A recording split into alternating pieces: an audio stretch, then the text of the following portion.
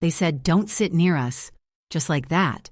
No whisper, no hesitation, just a flat instruction, like someone telling a dog to stay.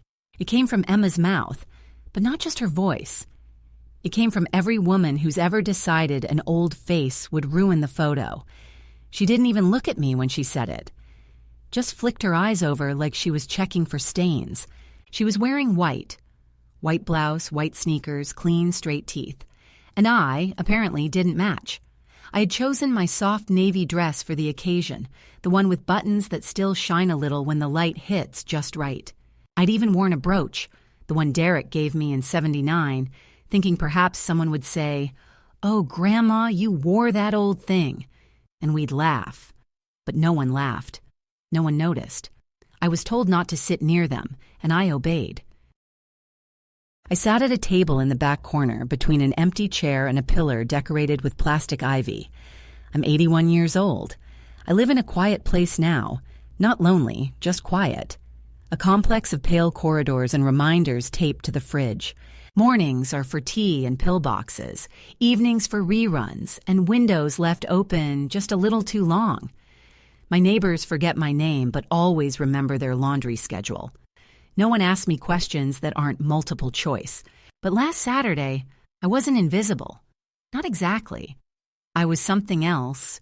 Visible, but unwanted. I was the cost of their comfort.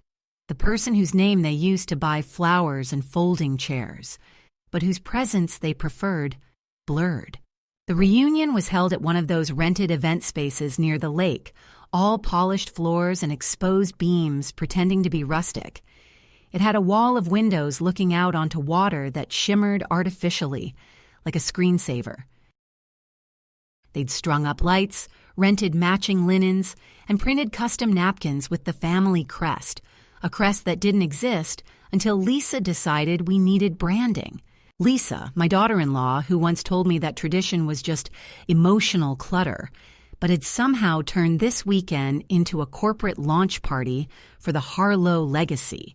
The invitation had come in the mail, glossy cardstock with embossed lettering, and I'd stared at it for a long time before opening it. There was a section that said, "Donor Recognition Ceremony Saturday, 6 p.m., and underneath, in smaller print, "Please RSVP for special seating." Special seating. That's what they called it.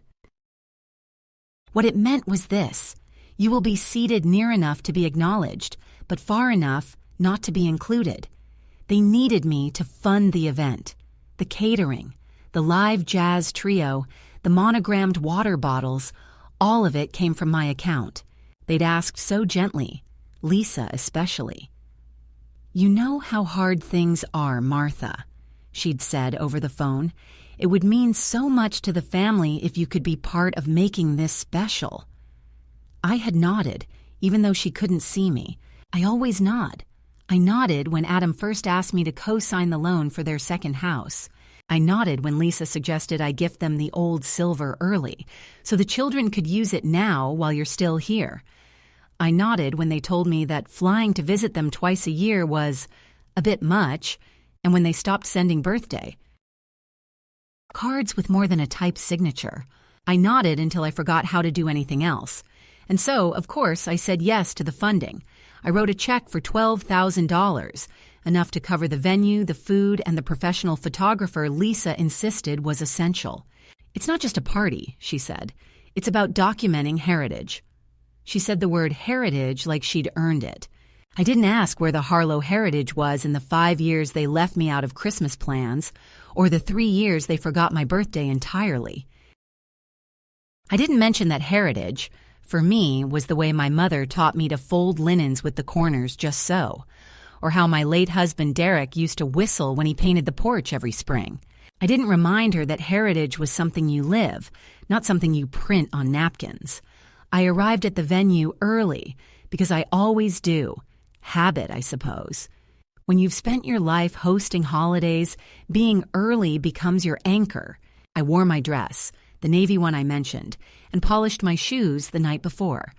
I brought a small wrapped box for Emma, just a necklace I found at the little consignment shop down the street. Something tasteful, simple. She'd always liked jewelry. I hadn't seen her since the last time they passed through town and stayed for exactly 18 hours. That visit, she'd hugged me at the door with one arm, her other hand clutching her phone like it might fly away if she let go. When I arrived, the woman at the check-in table didn't know who I was. "Name?" she asked, not unkindly, just distracted. When I told her, she looked confused. "Oh, you're the donor," she said, as if I were a silent benefactor from a museum wall. "There's a seat for you near the back, just over there." No escort, no introduction, just a gesture, like I was being shown to a waiting room. I sat down. I watched them arrive. My family. Adam, in a blazer that made him look younger than he is.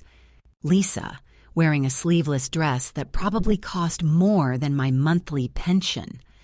Emma and her brother walked ahead, their strides quick, their eyes scanning the room like they were looking for someone important. It wasn't me. They saw me, of course.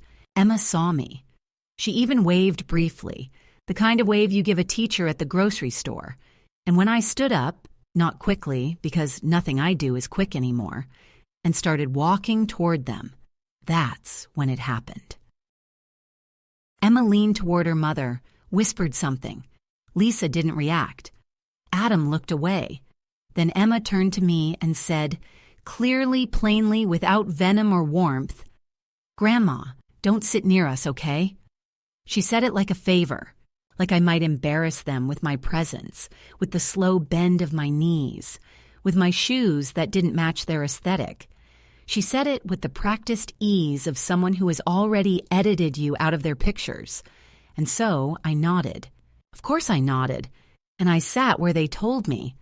That's what you do when your family makes a request, even when it slices, even when it rewrites who you were to them, even when it takes everything in you not to stand up and say, "I remember when you couldn't sleep without my hand on your back. I remember when I held you through your fever and you whispered, 'Don't leave.'" But I didn't say any of that. I just folded my hands in my lap and looked down at the tablecloth and tried to remember if I'd taken my blood pressure pill. And then the lights dimmed. Lisa took the microphone. "We're so grateful," she said, "to everyone who made this event possible, but especially to one woman, the woman who brought us together, who gave generously so that we could celebrate as a family. Please give a round of applause to our beloved Grandma Martha Reynolds." People turned. They clapped. I stood slowly, because what else can you do? I smiled, though my lips felt brittle. I raised one hand in a soft wave. A camera flash went off. Someone said, "She's so elegant." Another whispered, "I didn't know she was still alive." The applause faded. No one moved to join me. Not Lisa, not Adam, not Emma. They turned back to their wine, their seats, their laughter. I remained standing for a beat too long, then sat down again, alone. And that's when I knew. Not suspected, not feared, knew. I wasn't family anymore. I was a donor, a relic, a name they needed to thank, but not one they needed to know. I didn't leave immediately after the applause died. I sat through dinner. The chicken was dry, the vegetables cold, and no one at my table asked me a single thing except the woman next to me who wanted to know if I'd seen the restroom. I pointed behind her. She didn't return. Around me, the other tables buzzed with conversation, bursts of laughter, the high-pitched yelp of children that no one hushed anymore. Emma posed for photos with her friends in front of the Harlow Family Reunion banner, smiling wide and angling her body to show her best side, as if this were a red carpet and not the result of a check with my name on it. Lisa flitted from table to table like a hostess at a country club, perfectly pleasant, never once looking in my direction. Adam stayed anchored at the center table, elbows on the tablecloth, phone beside his plate like a security blanket. He didn't look at me. I stopped trying to catch his eye after the third attempt. There are few things more pathetic than a mother trying to make eye contact with her son in a room he dominates. Dessert was a tiered tray of cupcakes, lemon and raspberry, Lisa's favorites, and none of them made it to my table. By then, most of the younger ones had left the assigned seats and clustered together near the lawn. Someone had started music. The older kids danced. The younger ones ran around screaming with cake in their hands. I stood slowly, ignoring the pinch in my knees, and made my way to the exit. No one noticed. No one asked if I needed help. I passed the photographer, who smiled at me without recognition. He was reviewing shots on his screen, and I caught a glimpse. The family photo, the one with everyone in matching cream tones, arms around each other, Emma in the middle like a blooming flower, Adam tall and proud beside Lisa. I wasn't in it. I remembered the photo being taken before dinner. I'd gone to the restroom. No one had waited. No one had called for me. Outside, the air was thick with summer heat, the kind that settles behind your knees and under your collar. I walked to the edge of the parking lot and stood there, not sure what I was doing. My car, the same one Adam once called embarrassingly old, sat under a tree near the edge. I looked at it, keys in hand, and felt something thrum in my chest, quiet and unfamiliar. Not rage, not sorrow, something else. A kind of seeing. A moment of full, unfiltered vision. This was not a misunderstanding. This was not neglect. It was intention. They had excluded me, quietly and efficiently. They had stripped me of identity and used what remained, my money, my name, my presence as a photo op, but not as a person, not as a mother, not as a grandmother. I opened my purse and pulled out my wallet. There, tucked in behind my ID, was the folded note I'd written a month earlier. It was meant for my attorney, but I hadn't sent it yet. Just a draft, handwritten, with updates to my estate plan. A scribbled line where Adam's name used to be. I'd meant to think it over. Meant to wait for a moment that felt decisive. I looked at the paper now, creased and faintly smudged from being handled too often, and I knew the moment had arrived. Not in a burst of drama, not with a slam of a door or a shouted confrontation, but with the cold clarity of a woman who'd been erased one too many times. I didn't go home that night. I drove to a small hotel 20 minutes away, one of those roadside places with floral curtains and a breakfast of individually wrapped muffins. I paid in cash. The girl at the desk asked if I needed help with my bag. I declined. In my room, I sat on the edge of the bed and unfolded the note. Then I called my attorney. Her name was Jamie, and she answered on the second ring, even on a Saturday. I told her I was ready. Ready for what? She asked. To sign. To make it real. To stop pretending that my son's affection is anything more than a performance he puts on when there's paperwork involved. There was a pause on her end, then a quiet, understood. I slept deeply that night, not because the mattress was soft. It wasn't, but because for the first time in years, I wasn't trying to be what they needed. I didn't have to smile just right. I didn't have to ask the right amount of questions or pretend I was fine eating dinner alone. I was just a woman in a hotel room with a suitcase and a pen and a bank account still bearing her name. In the morning, I sat by the window with a styrofoam cup of coffee and watched cars pass by on the highway. I thought about all the small ways they'd trained me to disappear, how I used to bring casseroles and leave before dessert, how I'd been told not to post photos of myself holding the baby because it messes up the aesthetic, how I'd paid for Emma's ballet classes for 3 years but was never invited to a recital. They didn't want me. They wanted a story about me. A benefactor, a harmless, smiling figure who stayed out of the way and paid the bills and nodded when asked. And I had agreed to play that part for so long I forgot there were other roles. But now I remembered. I remembered who I used to be before Adam, before Derek died, before the quiet began. I remembered the version of me who moved across the country alone at 21, who saved every receipt and balanced her checkbook and pen, who once sent back a steak that wasn't cooked right because she'd earned every cent it cost. That woman was still here, buried under decades of compromise. But she was stirring now. After breakfast, I checked out of the hotel and drove into town. I bought a yellow notepad and a new pen, the kind that glides like it knows your secrets. I sat in the park near the lake and began drafting letters, not to Adam, not yet, to the people who would help me undo the quiet theft that had taken place over years. The financial planner, the second attorney, the notary I'd known since Derek's passing. I made appointments, I made lists, I made a plan. That evening, back in my apartment, I opened the cedar chest at the foot of my bed, the one they told me to sell because it was too big for a small space.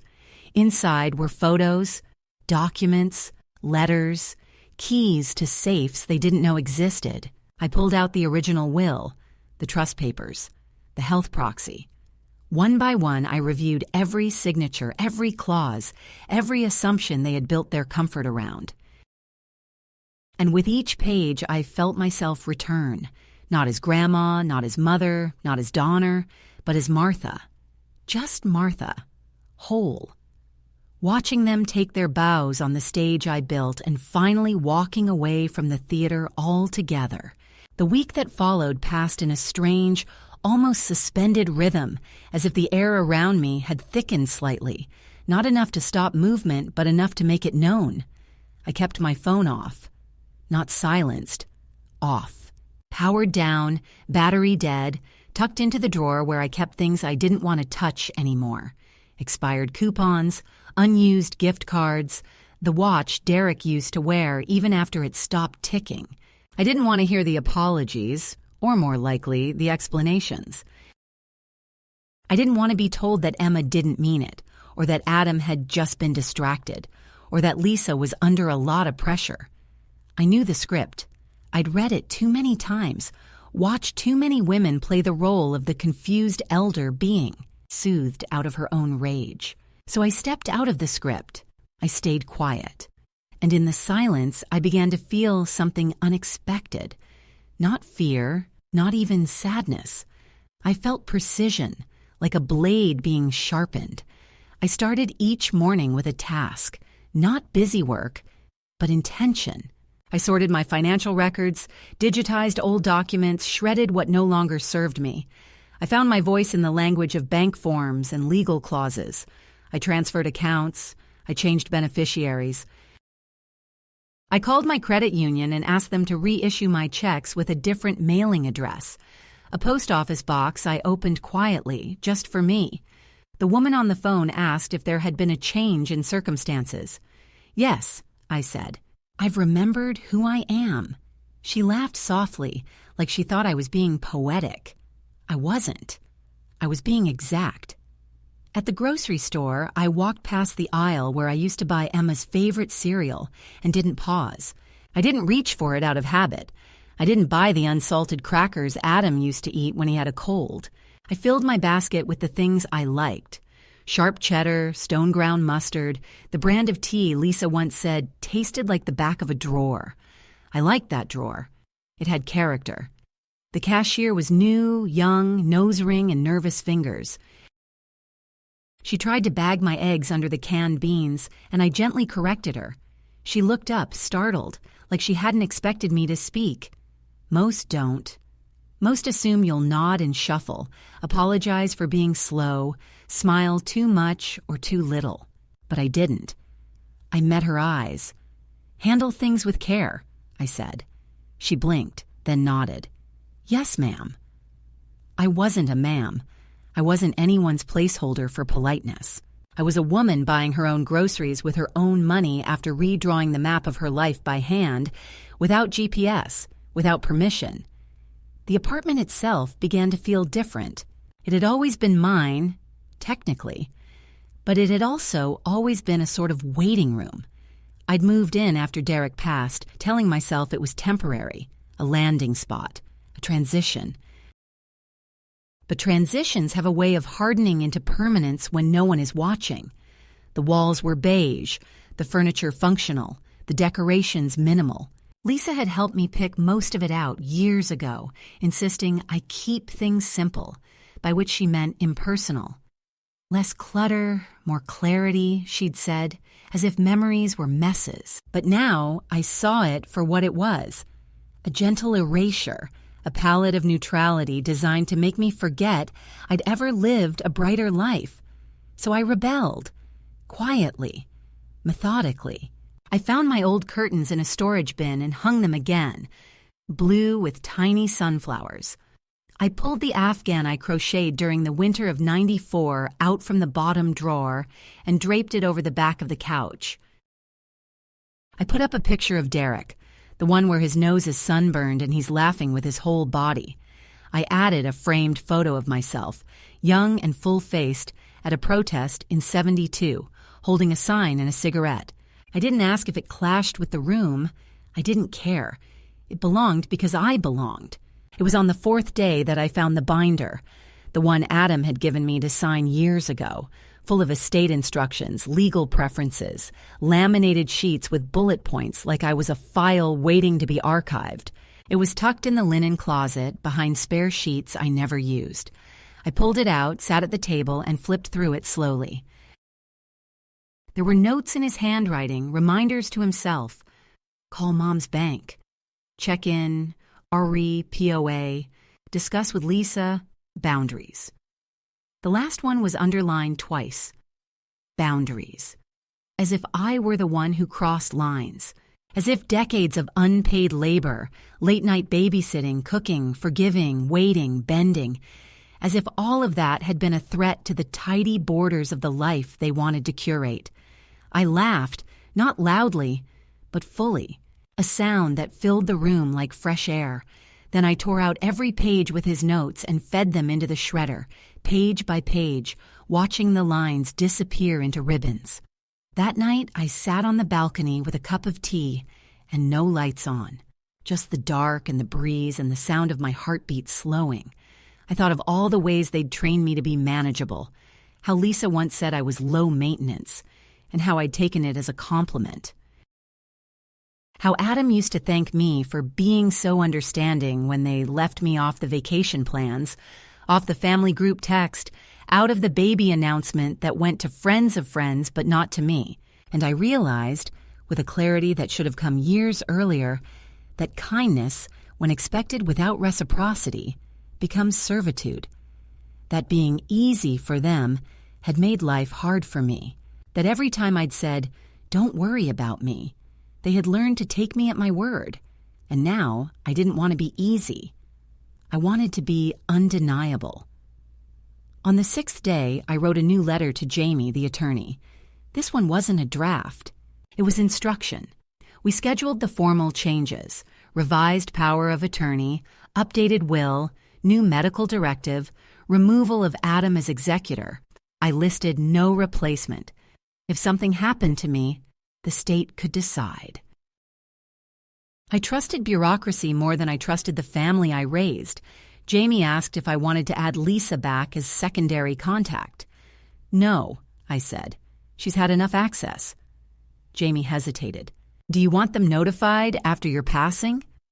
I paused, then shook my head. They'll find out when the silence becomes permanent. Until then, let them wonder. The apartment began to feel less like a container and more like a place where I could breathe. I cooked for myself again, not out of necessity, but because I enjoyed the sound of onions hitting butter in a warm pan. I bought spices. I made soup from scratch. I ate slowly, with music playing, and sometimes lit a candle even when no one was coming over. That was the key. I stopped doing things in case someone came. I did them for me. I bought a new bathrobe. Not one from the senior catalog. A real one, thick and absurdly soft, in deep plum. I wore it like armor, like inheritance. I let myself take up space, even if it was only 3 small rooms and a balcony. In the evenings, I started reading again. Real books, not magazines or newsletters or the recommended titles Lisa once curated for me like I was an algorithm. I read poetry. I read novels where women lived alone and didn't die lonely. I underlined passages that made my chest ache in recognition. One night, I read a line that said, "Some women disappear so gently they don't notice they're gone." I put the book down and cried, not from grief, from recognition. I had disappeared, slowly, with permission, with thank yous and compliant nods. And now I was coming back, not loudly, not for attention, but with full knowledge of my name, my voice, my boundaries. That was the escalation, not rage, not revenge, but return. I came back to myself, fully, quietly, without asking, without telling anyone. It was a Wednesday when I found myself walking through the city without a plan, my coat unbuttoned and the wind brushing the side of my face like a whisper I couldn't quite make out. I hadn't meant to go far, just to the pharmacy to refill my prescriptions and maybe pick up a new toothbrush, but I kept walking, past the park, past the bakery where I used to take Emma when she was small and still thought whipped cream was magic, past the hardware store where Derek used to spend his Saturday mornings fingering tools he already owned, just to have an excuse to talk to the cashier who reminded him of his sister. I walked until I couldn't pretend I was running errands anymore. I was wandering, yes, but not lost. There's a difference. Lost people wait to be found. Wandering people are looking for something even if they can't name it yet. I was the second kind. At least now I was. I stopped outside a bookstore, not a big chain, but a narrow storefront with fogged-up windows and a crooked sign that said, "Open, we think." Inside, it smelled like cedar and paper and years. No music, no seating area, no displays curated for book clubs. Just rows of shelves and a woman with a pencil stuck in her bun and reading glasses that slid slowly down her nose as she looked up and said, "You look like you know what you want," or, "Maybe you're just tired of being told I smiled because it was both." She didn't follow me, didn't offer help, just returned to her crossword behind the counter. I wandered between shelves until my hand fell on a thin volume of poetry I hadn't seen in decades, something I read once in college and told myself I didn't understand but had kept thinking about anyway. I bought it with cash and left the store holding it close to my chest like a fragile thing. Not the book itself, but the version of me who once believed her heart had room to be moved by metaphors. Back at home, I made tea. Real tea, steeped slowly, none of those quick bags with flavor names like Calm or Joy, and sat in my chair by the window. The sun had started to soften, the kind of light that makes even the dust look graceful. I opened the book and began to read, not aloud, not for show, but for myself. About halfway through, I came across a line that said, "She grew so tired of not being held that she learned to hold herself." It wasn't underlined, not yet, but I reached for a pen and drew a slow line beneath the words, not just to mark them, but to witness them. That's when it happened. Not a revelation, not a thunderclap, but a shift. A small, deep rearranging of something that had been calcified. I realized I no longer wanted an apology. Not from Lisa, not from Adam, not even from Emma. I no longer wanted to be seen. I wanted to see myself. I wanted to be whole in the privacy of my own being, without needing their recognition as proof that I still existed. That was the freedom they had never considered, that I might stop needing them altogether. Later that evening, I pulled out the drawer where I kept my correspondence. Old letters, saved cards, even a few typed notes from Derek when he used to work late and wanted me to know there was soup in the fridge. I read them all. Not to feel sorry, but to remember. Memory is power when it's not nostalgia. It's a mirror. It shows you what you survived and what you abandoned. Among the letters was one from Emma, written in pencil when she was 8. "Grandma, I love you because you make pancakes that smile and you never yell and your hugs smell warm." I traced the words with my finger, not with sorrow, but with acceptance. That little girl was gone. And so was the woman who made her smile-shaped pancakes, but someone else had emerged in her place. Not lesser, not hollow, just altered. And I had every right to be new. I folded the letter and put it back, not to keep the past alive, but to mark where I had come from. I began to cook differently. Not the meals that had become routine, casseroles designed for convenience, bland broths for cautious stomachs, but meals that made noise, meals with bite and color. I cooked for myself with the gusto of someone preparing a feast for a guest who would never arrive but was worth impressing anyway. I set the table, even if it was just for one. I poured wine into a real glass. I played music, not soft background notes, but the kind that made me feel something sharp in my chest, something that reminded me I was still inside this skin. I danced, slowly, one night while waiting for the water to boil. Just 3 or 4 steps, nothing dramatic, just enough to feel my weight, my balance, my pulse. I cried then, yes, but not from sadness, from the recognition of my own aliveness, from the surprise that I hadn't fully disappeared after all, that I still had a center, and I started saying no, not loudly, not defiantly, but with finality. I said no to a neighbor who asked if I'd like to attend her church's senior group, not because I disrespected it, but because I didn't want to be part of any room where being old was the main topic. I said no to the delivery boy who tried to call me sweetie while dropping my groceries off 3 steps from my door. I have a name, I said. Use it. He blinked and apologized. Next week, he did better, and I said no to the small voice in my head that still wanted to explain everything. I didn't need to justify why I was alone. I didn't need to tell myself that they meant well or that maybe I misunderstood. I had understood perfectly. It just took me time to believe myself. This was the shift, the midpoint, if you like, tidy story structure. But it didn't feel tidy. It felt like turning a page in a book you didn't think you'd finish and realizing suddenly that you want to know how it ends, not because it's beautiful, but because it's yours. It's your handwriting in the margins, your thumbprint on the dog-eared corner, your story, finally. It began with an envelope, the kind you don't expect anymore, thick with intention and miscalculation, cream-colored and bearing my full name in a handwriting I knew too well. Adams. It arrived folded in with the local grocery ads and an overdue notice from a gardening magazine I hadn't subscribed to in years, and I almost missed it. I stood in the kitchen holding it by one corner, as though touching it too much might make something seep out. Regret, or worse, a plea. I didn't open it immediately.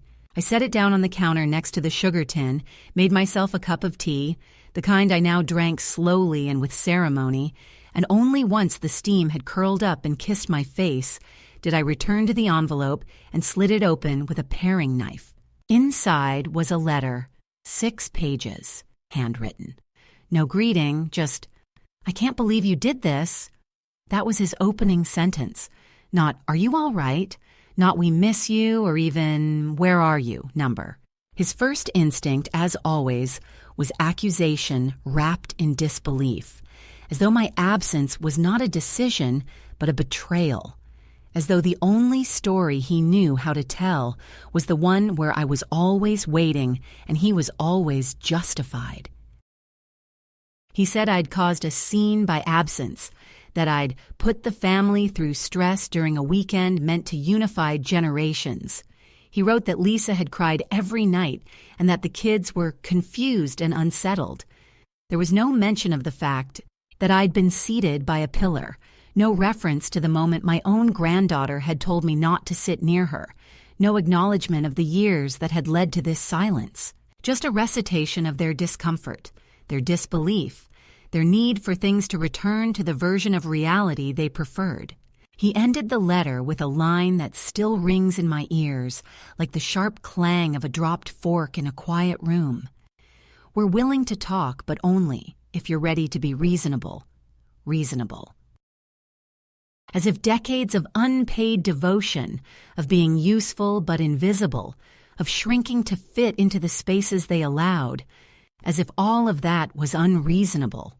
I folded the letter slowly, deliberately, not with rage, but with the precision of someone filing a document under a category it now belonged to, irrelevant. A few days later, Lisa called. I let it go to voicemail. Then came the next escalation, not a conversation but a move, a message disguised as a gesture. She showed up in person. I saw her before she saw me. I was walking home from the corner shop, 2 small bags hanging from my hands. Just groceries, nothing indulgent but mine. My steps were slower now, not from age but from deliberation. The way someone walks when no one is waiting at home, and that fact no longer stings. She was standing across the street near the hedge, her coat too polished for our neighborhood, staring at my building with the kind of stiff posture people reserve for graveyards or high-stakes meetings. I didn't cross the street. I turned, walked around the block, and came in through the back entrance. I watched her from the window for several minutes. She didn't knock. She didn't leave a note. She just stood there, glancing at her phone, then finally walked away. It wasn't love that brought her. It was strategy. It was surveillance. The next morning, I received an official-looking email from a man named Derek Sorensen, claiming to be legal counsel representing Adam and Lisa. He used words like concern, well-being, fiduciary duty, and unusual behavior. I read it twice, then once more, not because it was hard to understand, but because I wanted to be sure I wasn't imagining the insult. They were trying to frame my independence as instability, my silence as danger, my retreat from their grasp as an act of self-harm. It wasn't just hurtful, it was calculated. They were laying the groundwork to cast me as incapable, to take back control of what I had reclaimed, not because they missed me, but because they missed my access, my obedience, my money. That afternoon, I walked into the office of a lawyer whose name I'd found through the local women's shelter website, someone who specialized in elder autonomy and financial defense. Her name was Annika, and she had gray braids and sharp eyes that missed nothing. She didn't treat me like a victim. She treated me like a woman with leverage. I explained everything. The history, the reunion, the trust documents, the letters, the lawyer's message. She listened, asked clear questions, took notes on a yellow pad with the efficiency of someone who had helped many women escape polite prisons. We drafted a formal response. It was crisp, clinical, and final. I was of sound mind. I was in a safe environment. I had retained independent counsel, and any further attempts to control my finances or question my capacity would be considered harassment. I signed it with a pen that didn't tremble. She mailed it by certified post. I left her office lighter than I had walked in, not because anything was resolved, but because I had declared something real. I wasn't theirs anymore. The letter must have landed hard because the next knock came sooner than expected. I was working in the small garden plot behind the building, just a few herbs and a stubborn tomato plant, when I saw him, Adam, my son. Standing at the edge of the path, arms crossed, a look on his face I'd seen too many times. The one he wore when his team lost a soccer game in high school and he needed someone to blame. I didn't rise to greet him. I didn't put down my trowel. I just kept working.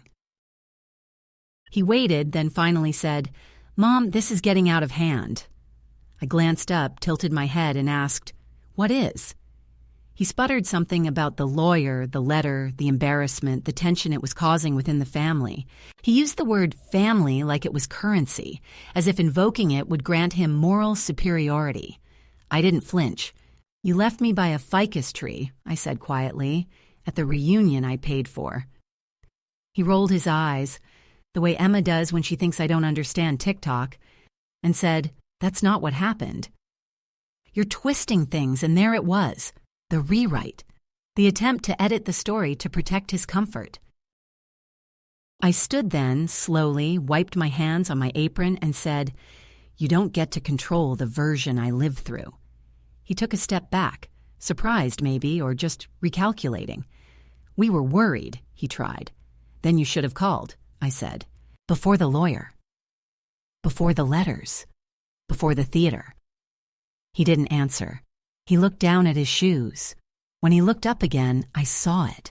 Not guilt, not remorse. Calculation. He was deciding what angle to try next. "I just think," he said, "that maybe you're letting your emotions cloud your judgment."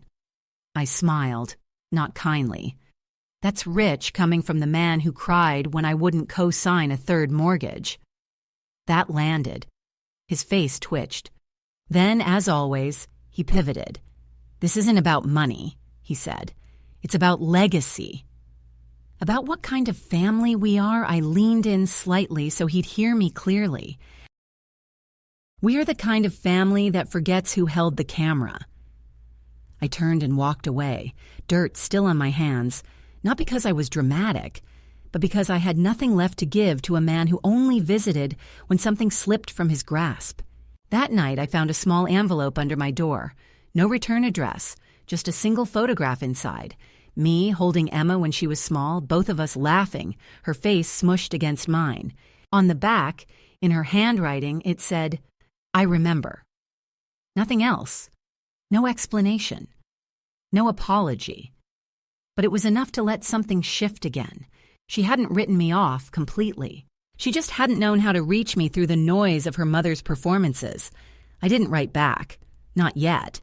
But I took the photo and placed it in the frame that once held a picture of Lisa and Adam at their wedding.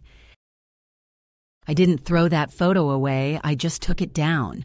That, I've learned, is its own kind of defiance. Not destruction, but replacement. And so the escalation continued, not with shouts or slamming doors, but with small moves like chess played by ghosts. They tried to reach out through other relatives. A cousin's email, a shared friend's voicemail, a card that arrived with no signature, but included a note about how family shouldn't be divided. I didn't respond. Not because I was stubborn, but because I finally understood the difference between building bridges and walking back into traffic. Some bridges burn on their own. You don't need to strike the match. It was the second Saturday in September when I finally carried out what I had been building toward in silence for weeks. Not in secret exactly, but in solitude, which I've come to learn is more powerful. Secret keeping implies shame. Solitude requires strength. That morning, I dressed not for comfort or modesty, but for clarity. I wore a gray dress with a soft belt, no jewelry, no makeup, hair combed back in a low twist the way I used to wear it when I gave lectures at the college before Adam was born. I wanted to see myself in the mirror and recognize a woman capable of irreversible action, because that's what it would be. Irreversible. I had made appointments, signed documents, filed notices, removed names.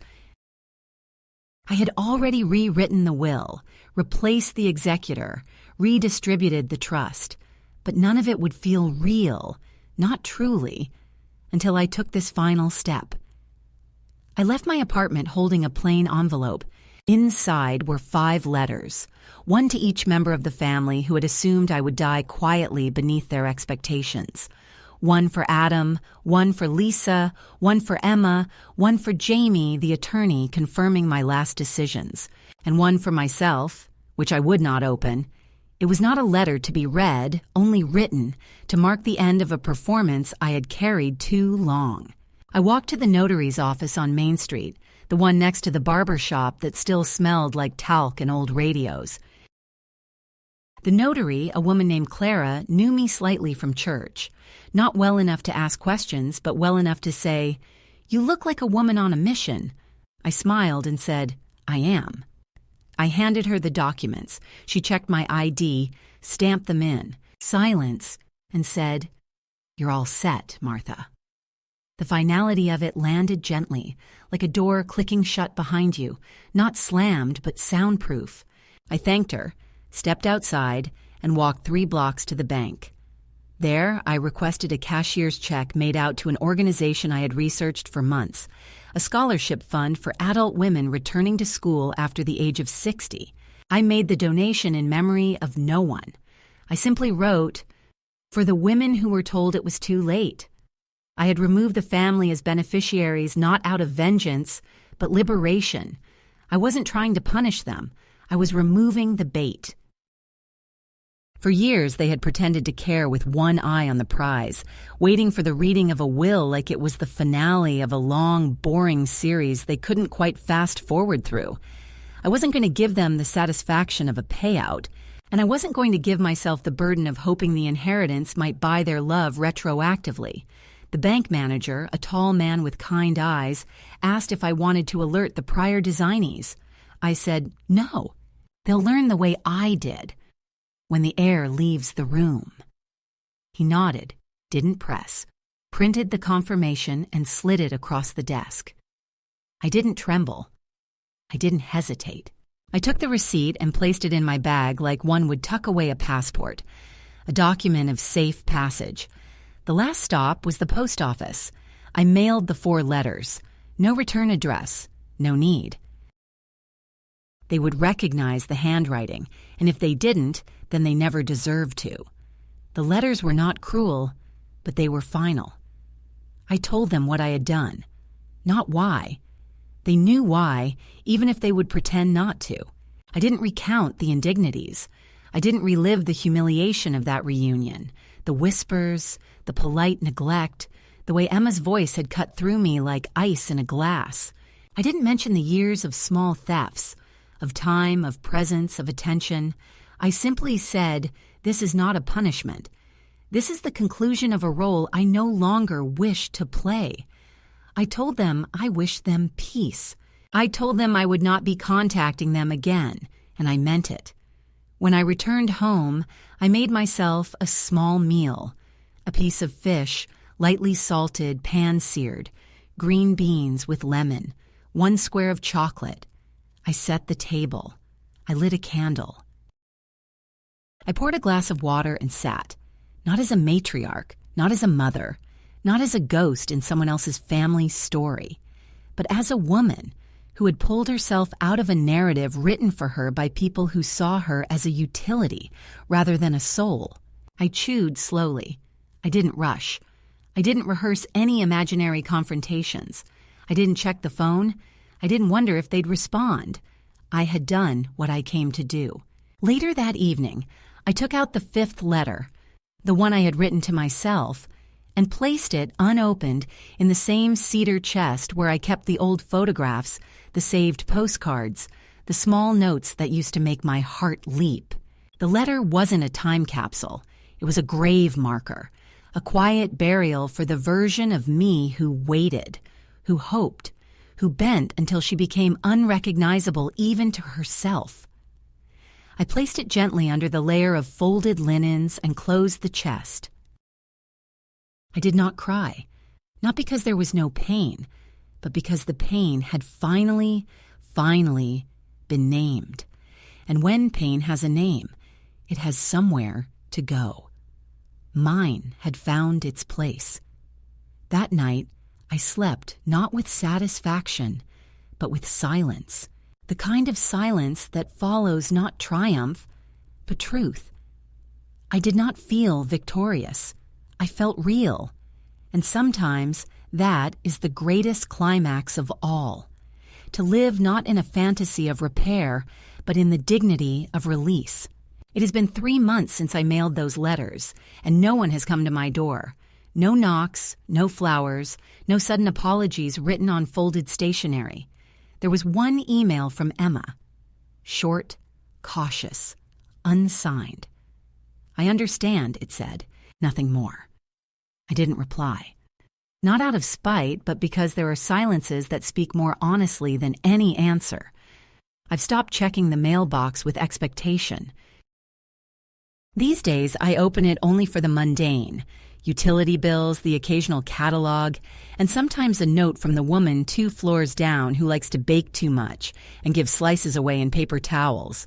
I accept her banana bread, her apple crumble, even when I don't feel like sweets. Not because I owe her anything, but because it's a clean kind of kindness, one that doesn't trail demands behind it like a shadow. I water my plants.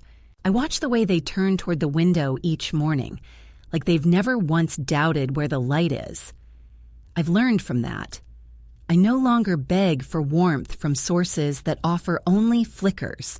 My days have become quieter in a way that doesn't ache. I've filled them not with noise, but with presence. I read, I walk, I sit. I don't narrate myself in my head anymore. I don't think they would be proud or they'd regret this if they saw me now. I don't measure my recovery by how much they might miss me. I no longer live inside their absence. Once a week, I visit the library and sit near the window where the afternoon light turns the floor golden. I've made something of a ritual of it. I pick one book, sometimes poetry, sometimes fiction, never biography, and I read without checking the time. The librarian, a young woman with chipped nail polish and a gentle way of speaking, once asked if I was waiting for someone. I said, "No, I'm already here." She smiled in a way that told me she understood, maybe more than she could explain. I think sometimes that the greatest gift we can give another woman is to stop pretending. To look her in the eye and let her know, I see you and I know you're real, even if the people closest to you pretend otherwise. So I look people in the eye now. I nod at women in grocery aisles. I make room on the bench at the bus stop, not because I'm lonely, because I remember what it was like to feel erased, and I will not contribute to that silence again. I still keep the photograph of Emma and me on the shelf, not because I'm waiting for her to come back, but because it reminds me I was once loved, even if the memory of it dimmed in her over time. Love, I've learned, is not made permanent by genetics or history. It has to be practiced. It has to be spoken. It has to be honored. And if it's not, well, then it becomes nostalgia, not connection. I don't traffic in nostalgia anymore. I traffic in reality, in the dignity of my own breath, in the agency of my days, in the quiet, clean pleasure of not being watched, not being judged, not being rearranged. If another woman ever finds this letter, this voice, these pieces I've laid out, I hope she understands that she is allowed to leave the table where her name is used, but her presence is not welcome. She is allowed to stop feeding the hands that only reach for her when there's something to take. She is allowed to begin again at any age. And when she does, it won't be cinematic. It won't be perfect. It will sting. But it will also heal, slowly. Like scar tissue, firm, imperfect, but proof that something closed. So here I am, 81. Alone in the legal sense, but not adrift. I make my tea strong. I sleep with the window open. I answer to no one and apologize only when I mean it. I'm not waiting anymore. Not for recognition, not for reconciliation, not for a chair at a table I built. I've made my own place now. It is small, quiet, and entirely mine. And I sit exactly where I want.